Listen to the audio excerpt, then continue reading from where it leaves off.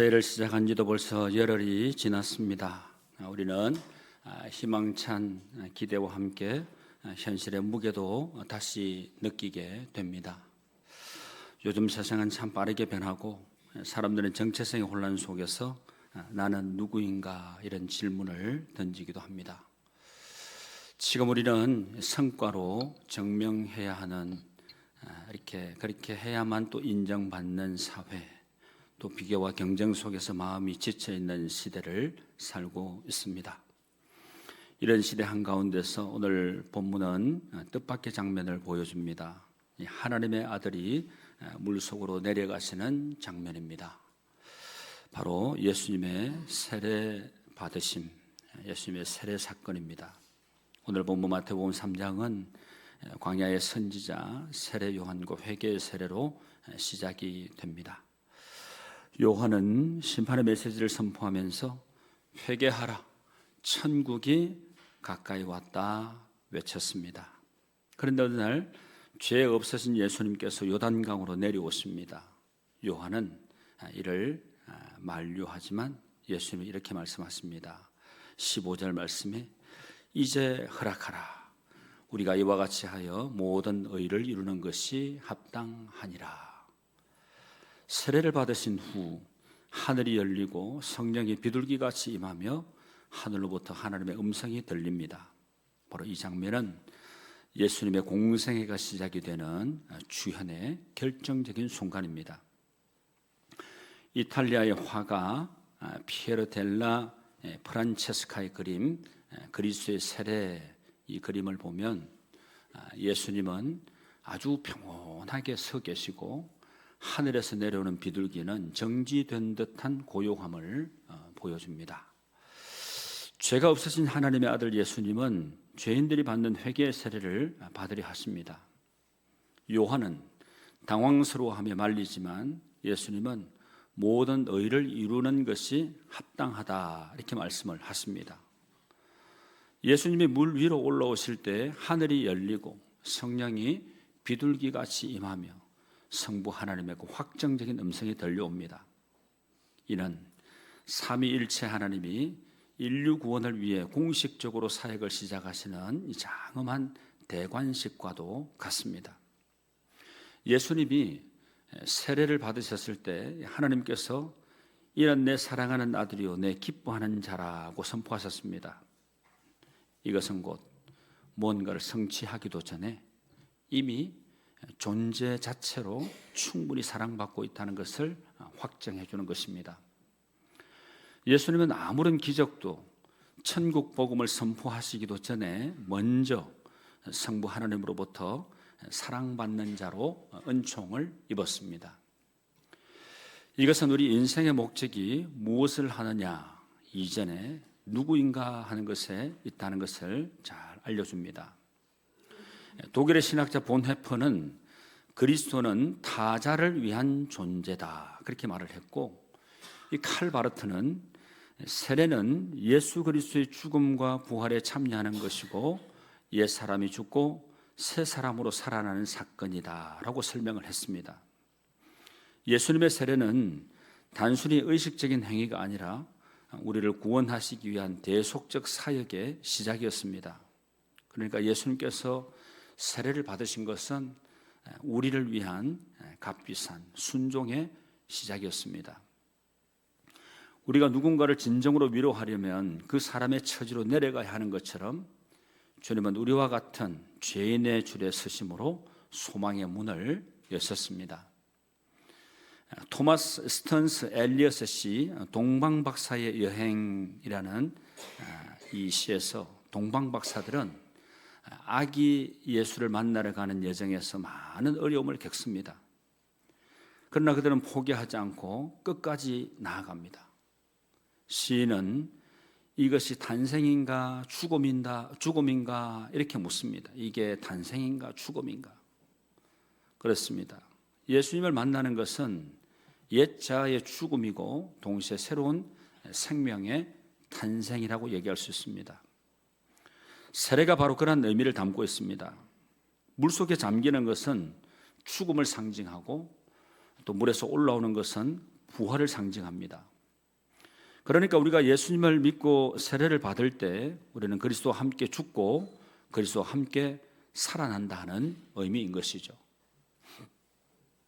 13절 말씀, 오늘 본문이 시작되는 말씀 보십시오. 13절 말씀에 이때에 예수께서 갈릴리로부터 요단강에 이르러 요한에게 세례를 받으려 하시니 그럽니다. 예수님께서는 갈릴리로부터 요단강으로 오셨습니다. 이 갈릴리 지역은 예수님께서 자라신 곳이고 또 요단강은 세례 요한이 사역을 하던 곳입니다. 지리적으로 보면 약 100km가 넘는 먼 거리입니다. 예수님께서는 이 먼 길을 걸어오셔서 세례를 받으려 하셨습니다. 이것은 단순한 행위가 아닙니다. 하나님의 뜻을 이루시기 위한 결단, 바로 결단의 순간이었습니다. 요한은 깜짝 놀라서 만류를 합니다. 14절 말씀에 보니까 요한이 말려 이르되 내가 당신에게서 세례를 받아야 할 터인데 당신이 내게로 오시나이까 그럽니다. 이때 예수님이 15절 말씀에 이렇게 말씀하시죠. 예수께서 대답하여 이르시되 이제 허락하라. 우리가 이와 같이 하여 모든 의를 이루는 것이 합당하니라 하시니 이에 요한이 허락하는지라. 여기서 의에 해당하는 이 헬라어 디카이오시네 하는 이 말은 디카이오시네, 바로 이 말은 단순히 도덕적인 옳은 것, 바른 것을 훨씬 넘어서는 의미입니다. 그러니까 하나님의 구원 계획에 일치함을 뜻하는 겁니다. 개역개정성경은 우리가 지금 사용하고 있는 개역개정성경은 의를 이루는 것이라 이렇게 번역을 했고, 새한글 성경은 하나님께서 올바르다고 여기시는 일을 모두 다 이행하는 것 이렇게 번역을 하면서 그 실천적인 의미를 강조했습니다. 여러분, 오케스트라를 한번 생각해 보십시오. 오케스트라 악단이 연주를 시작하기 전에 튜닝을 하지 않습니까? 악기가 소리가 잘 제대로 날 수 있도록 튜닝을 합니다. 이런 것처럼 예수님의 세례는 하나님의 뜻에 자신의 주파수를 맞추는 영적인 튜닝이라고 할 수 있습니다. 그러니까 예수님께서는 완벽한 겸손의 모델이 있었던 거죠. 자신을 낮추시고 종의 형체를 입으셨고 죄인들과 함께 세례를 받으셨습니다. 이것이야말로 진정한 리더십이고 우리가 본받아야 할 모습입니다. 빌립보서 2장 6절에서 8절까지 말씀 우리 같이 한번 읽어보실까요? 이 말씀은 완벽하게 이 장면을 잘 설명해 주는 말씀입니다. 같이 한번 읽어보시죠. 그는 근본 하나님의 본체시나 하나님과 동등됨을 취할 것으로 여기지 아니하시고 오히려 자기를 비워 종의 형체를 가지사 사람들과 같이 되셨고 사람의 모양으로 나타나사 자기를 낮추시고 죽기까지 복종하셨으니 곧 십자가에 죽으심이라. 아멘. 그렇습니다, 여러분. 예수님의 세례는 바로 이런 겸손과 순종의 첫걸음이었습니다. 2026년 새해 우리가 가장 먼저 해야 할 일이 뭘까요? 우리가 가장 먼저 해야 될 일은 나를 비우는 것, 나를 내려놓는 것입니다. 내 자아와 고집을 세우는 게 아니라 나를 내려놓고 하나님의 뜻에 나를 맞추는 것입니다. 내가 주인 되려는 마음을 내려놓고 주님의 질서 속으로 들어가게 될 때 비로소 인생에 엉클어진 문제가 풀리게 될 것입니다. 여러분 16절 말씀 같이 한번 읽어보시죠. 예수께서 세례를 받으시고 곧 물에서 올라오실새 하늘이 열리고 하나님의 성령이 비둘기같이 내려 자기 위에 임하심을 보시더니. 아멘. 예수님께서 세례를 받으시고 물 위로 올라오실 때 하늘이 열리고 하나님의 성령이 비둘기같이 내려와 그 위에 임하십니다. 하늘이 열리고 하는 이 말은 닫혀있던 문이 활짝 개방된 상태를 의미합니다. 이 말씀을 공동번역 성경은 하늘이 갈라지며 이렇게 생동감 있게 역동적으로 표현을 했고, 사도행전 10장 38절 말씀 이렇게 말씀합니다. 같이 한번 읽어보시죠. 시작. 사도행전 10장 38절 시작. 하나님이 나사렛 예수에게 성령과 능력을 기름 붓듯 하셨음에 그가 두루 다니시며 선한 일을 행하시고 마귀에게 눌린 모든 사람을 고치셨으니 이는 하나님이 함께 하셨습니다. 아멘. 이렇게 증언을 합니다. 성령의 기름 부음을 받으신 예수님께서는 능력 있게 사역을 하셨습니다. 우리에게도 성령의 임재가 필요합니다. 그래서 여러분 에베소서 5장 18절 말씀 이렇게 말씀하죠. 같이 읽습니다. 술 취하지 말라. 이는 방탕한 것이니 오직 성령으로 충만함을 받으라. 아멘. 사랑하는 성도 여러분, 성령 충만은 선택이 아닙니다. 하나님의 절대 명령입니다. 우리가 순종의 자리로 나아가게 될 때 성령께서 우리에게도 임하십니다. 그리고 비둘기는 구약의 노아 홍수 때 평화의 소식을 전했던 상징입니다. 예수님의 세례 현장은 하늘과 땅이 만나는 통로가 되었습니다. 한 조사 결과에 따르면 현대인의 80% 이상이 정서적 고립을 느낀다, 그런 결과를 내놓았습니다. 하지만 성령의 임재는 우리를 혼자가 아니게 합니다. 우리 인생의 사방이 다 꽉 막힌 것 같은 절망의 순간에도 주님을 바라볼 때 하늘문은 열리게 되는 것입니다. 여러분, 우리가 어떤 문제를 만났을 때, 어려운 상황을 만났을 때, 내 마음이 갑자기 무거워졌을 때, 여러분 계속 내 감정에 치우쳐서 하게 되면 한없이 깔아주고 바위 덩어리에 눌린 것처럼 그런 기분을 느낍니다. 그런데 그때 여러분 기도해 보십시오. 성령님, 저를 붙잡아 주십시오. 성령님, 저를 만져 주십시오. 내 마음 가운데 주님이 임재해 주십시오. 올 한 해 엔 크리스토스, 그리스도 안에서 우리 주님과 함께 사는 삶을 통하여 승리케 될 줄로 믿습니다. 하나님이 제 삶을 책임져 주시고 선한 길로 인도해 주십시오. 여러분, 이렇게 기도하면서 내 자신을 드리면서 살아가는데 그 사람이 어떻게 곁길로 나갈 수 있겠습니까? 여러분, 지난 3일간에 장로님도 아까 기도에 언급을 하셨지만 3일 동안에 받은 메시지를 정확하게 우리 장로님 기억을 하고 계시네요. 낙심하지 마라. 그리고 소중하게 존귀하게 여겨라. 또 우리가 선택받은 자로, 선택받았다는 것은 소명 아닙니까? 부름을 받았다.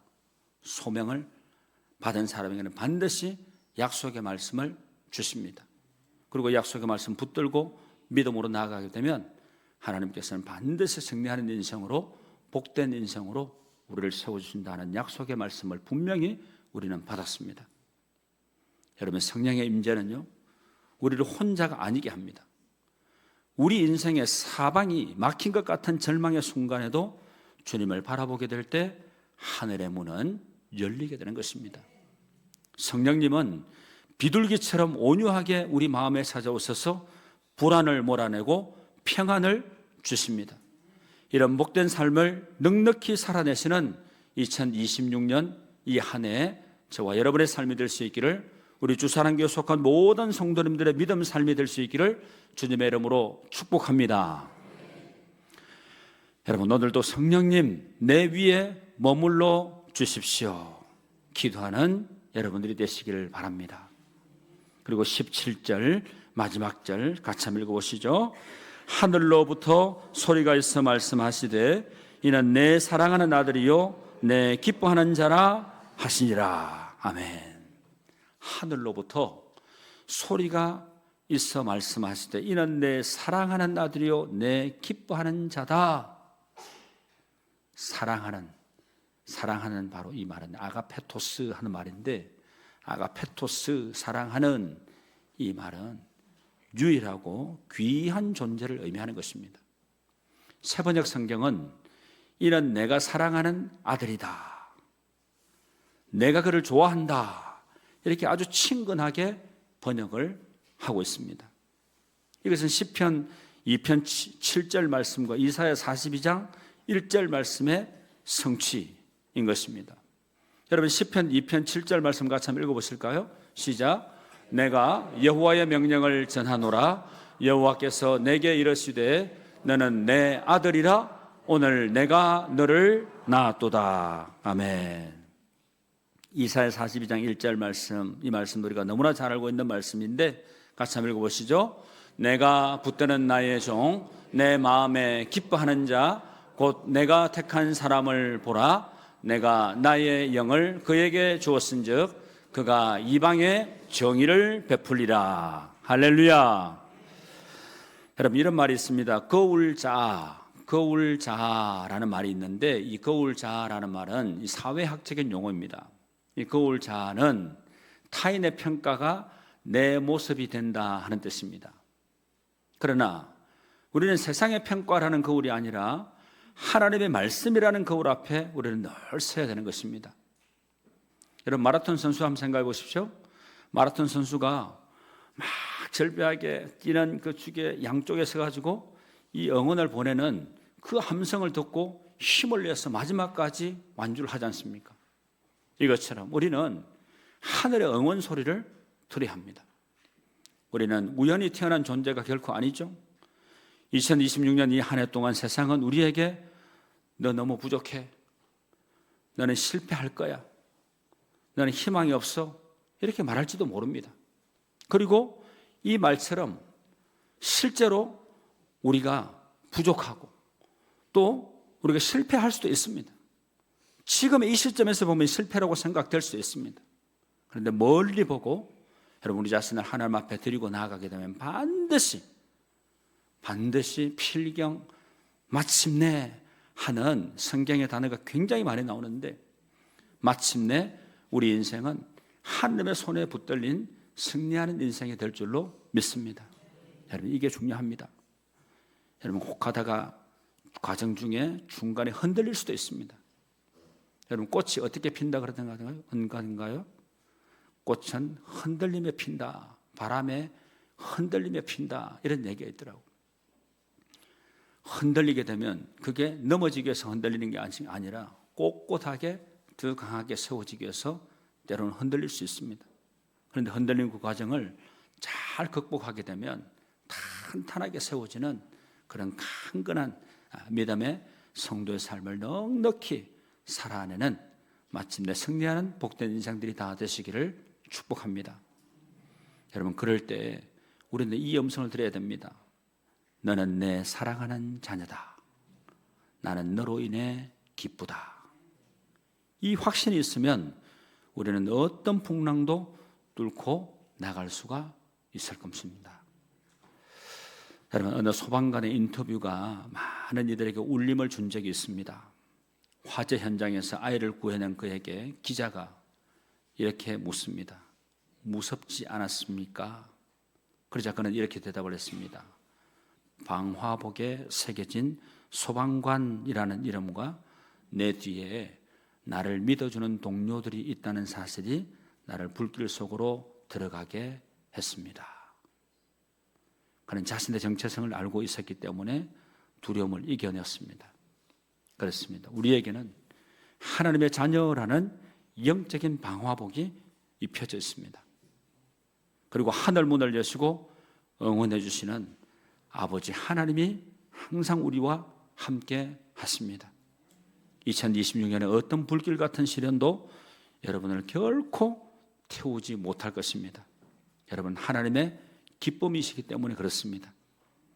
예수님이 세례를 받으신 직후에 마태복음 4장에서는 예수님이 광야에서 사탄의 시험을 받으신 장면이 나옵니다.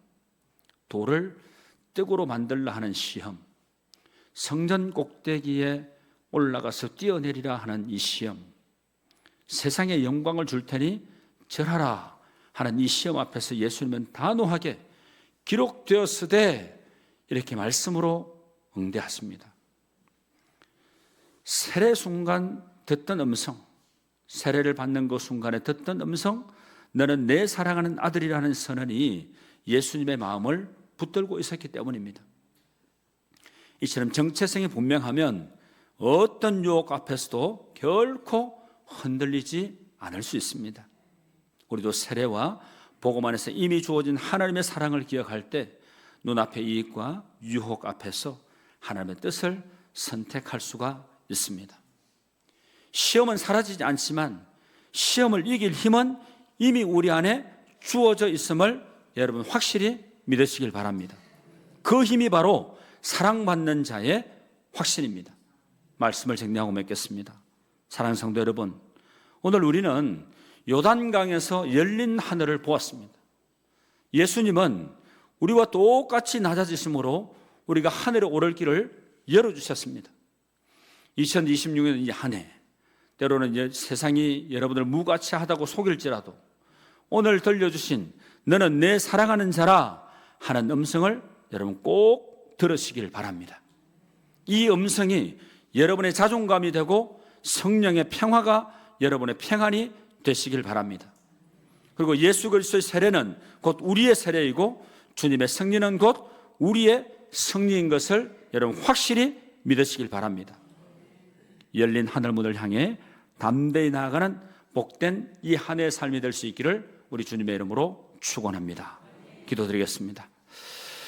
하늘문을 여시고 우리를 자녀 삼아주신 사랑의 아버지 하나님, 우리 영혼의 생명의 음성을 들려주시니 감사를 드립니다. 저희들 세상의 거친 풍파 속에서 우리가 누구인지 잊고 방황할 때마다 나는 내 사랑하는 아들이요 내 딸이라 말씀하시는 하나님의 음성을 듣게 해 주시옵소서. 우리 삶의 요단강가에서 성령의 비둘기가 머무는 은혜를 허락하시고 날마다 새 힘 얻어 승리하게 하여 주시옵소서.